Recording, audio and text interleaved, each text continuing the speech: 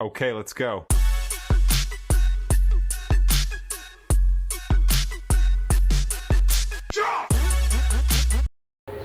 Hello everyone, আসসালামু আলাইকুম। কাছে দূরে, দেশ এবং দেশের বাহিরে আপু এবং ভাইয়ারা কেমন আছেন আপনারা? আশা করি ভালো আছেন। আমরাও আল্লাহর রহমতে আপনাদের দোয়ায় ভালো আছি।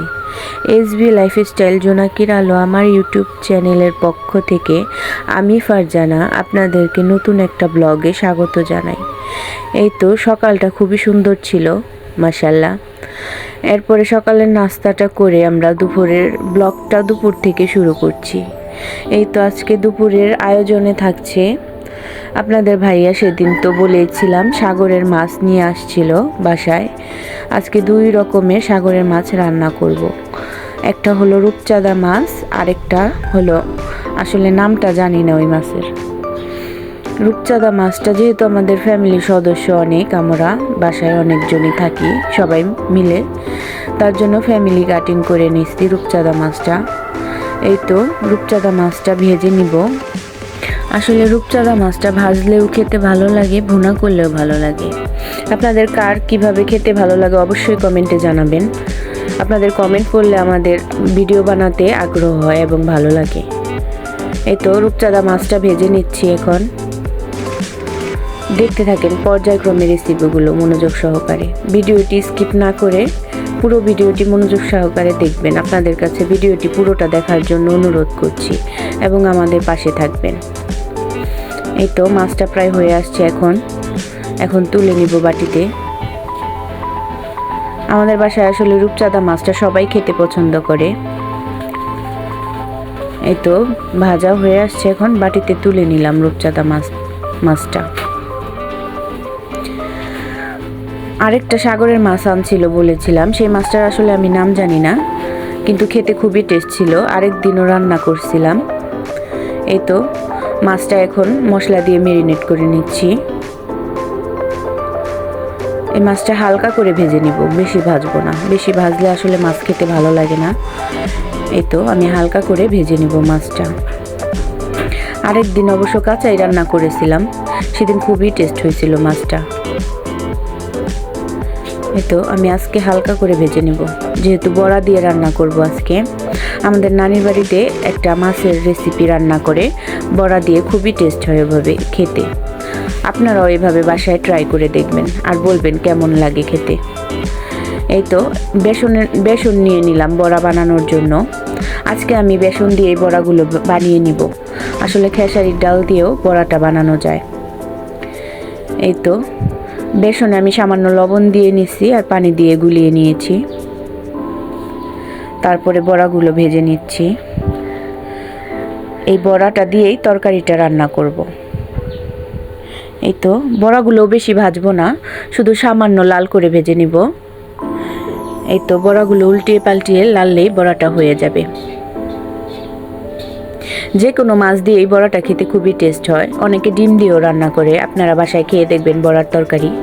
তো বড়া এখন আমি নামিয়ে নিচ্ছি। আর মাছটা যেহেতু বসাবো তরকারি বড়া দিয়ে রান্না করব, তার জন্য পেঁয়াজ আর কাঁচামরিচটা বাটনায় বেটে নিচ্ছি। এইভাবে বেটে নিলে তরকারিটার টেস্ট অন্যরকম হয় কাটা মশলার থেকে। এই তো মশলাগুলো বাটার পরে এখন দিয়ে দিলাম। আমাদের বাসায় আসলে বেশিরভাগই মশলা বাটনায় বেটে রান্না করে। এভাবে রান্না করলে আর কি খুবই টেস্ট হয়, তরকারিটা মাখা মাখা হয়। এই তো তরকারিতে ঝোল দিয়ে নিছি কষানোর পরে। এখন মাছগুলো দিয়ে দিব। মাছগুলো দেওয়া হয়ে গেলে তারপরে পর্যায়ক্রমে আমি বড়াগুলো দিয়ে দিব।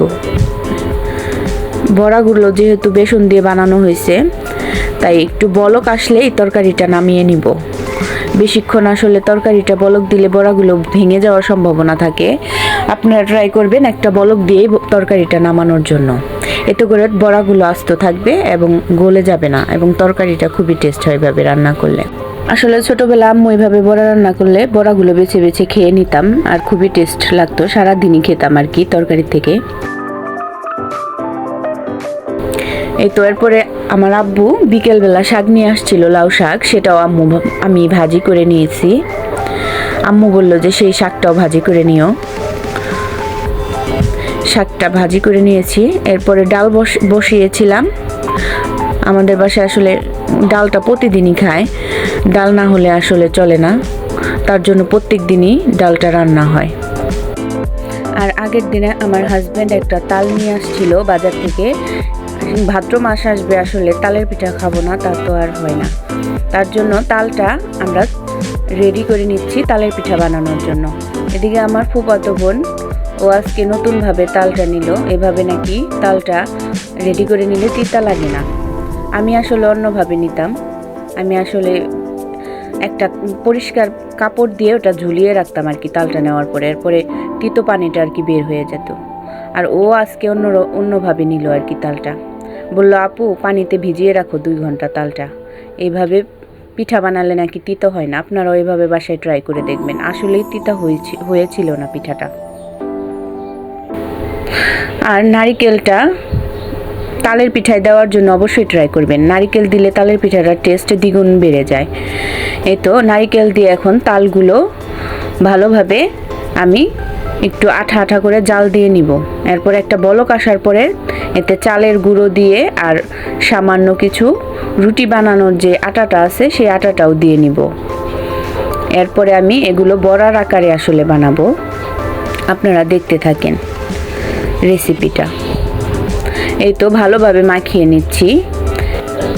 আর এইভাবে গরম গরম চামিচ দিয়ে মিক্সড করতে হয়, যেহেতু এটা গরম গরম মিক্সড করতে হয়, তা না হলে পিঠাটা আসলে শক্ত হয়। তালটা জাল দেওয়ার পরেই এর জন্য আমি গরম গরম চালের গুঁড়ি দিয়ে মিক্সড করে নিয়েছি। এই তো পিঠেগুলো এখন ভেজে নিব। আমি এখন বড়ার শেপ দিয়ে ভেজে নিচ্ছি। আসলে এই পিঠাটা আরেকভাবেও বানানো যায়, ওটা তেলের পিঠার মতো ভাজা যায়। তেলের পিঠা যেভাবে ভাজে তালটা মিক্সড করে ওভাবে ভাজলে ওই পিঠাটাও খেতে টেস্ট হয় অনেক। আমার পার্সোনালি পিঠাটা ঠান্ডা হলেই খেতে ভালো লাগে, আরও এটার টেস্ট বাড়ে এর পরের দিন। আসলে এই তালের পিঠাটা এর পরের দিন আপনারা অবশ্যই খেয়ে দেখবেন কেমন লাগে। আমার কাছে তো খুবই ভালো লাগে। আপনাদের কার কেমন খেতে ভালো লাগে অবশ্যই কমেন্ট করে জানাবেন। পিঠাগুলো এখন লাল লাল করে ভেজে নিব। আপনারা চাইলে হালকা করেও ভেজে নিতে পারবেন। এইভাবে করে আমি সবগুলো পিঠা ভেজে নিব। এই তো আমার পিঠাগুলো ভাজা হয়ে গেছে, এখন বাটিতে নামিয়ে নিচ্ছি। মাশাআল্লাহ, পিঠাটা খেতে খুবই মজার ছিল। আজকে ভিডিওটি শেষের দিকে, আপনাদের কাছে বিদায় নিব। আবার নতুন ভিডিও নিয়ে আসব ইনশাআল্লাহ। আপনারা ভালোবেসে আমাদের পাশে থাকবেন এবং আমাদেরকে সাপোর্ট করবেন। আসসালামু আলাইকুম।